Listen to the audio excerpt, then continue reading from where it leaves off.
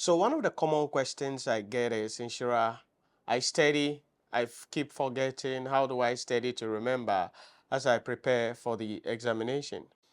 Now, I'm going to be sharing with you a couple of tips that I believe you can implement right now today to help you to increase your game at the end of the day and help you to recollect the things that you study, and most importantly, put you in the position where you can go into the exam hall, write the exam with confidence, and most importantly, pass the examination.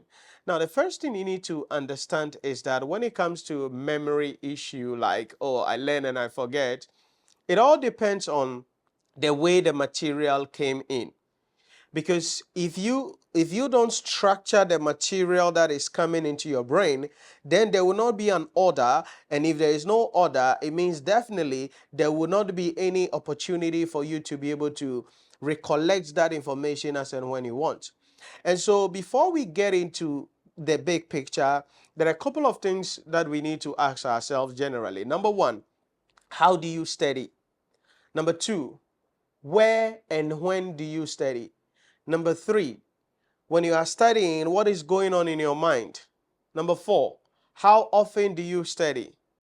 These are crucial questions you need to answer because these are memory and brain triggers that will help you to either become successful or continue to experience stress and misery.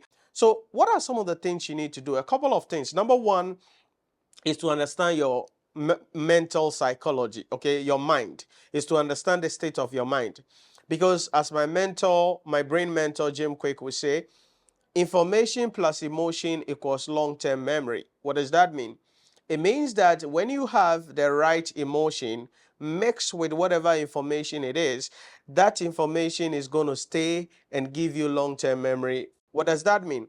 It means that your mental state, whilst you are behind the book or whilst you want to study, is as important as what you are studying. And so you don't study when you are stressed out. You don't study when you are tired from work. You don't study when you have just finished eating banku and okra stew or fufu and light soup. You don't just pick a book to study when you are going through a breakup or a trauma or something like that.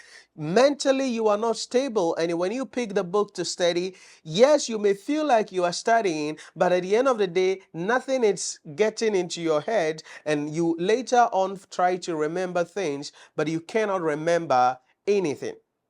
So the first thing we need to ask ourselves is about having the right mental state. Do you have the right mental state when you pick a book?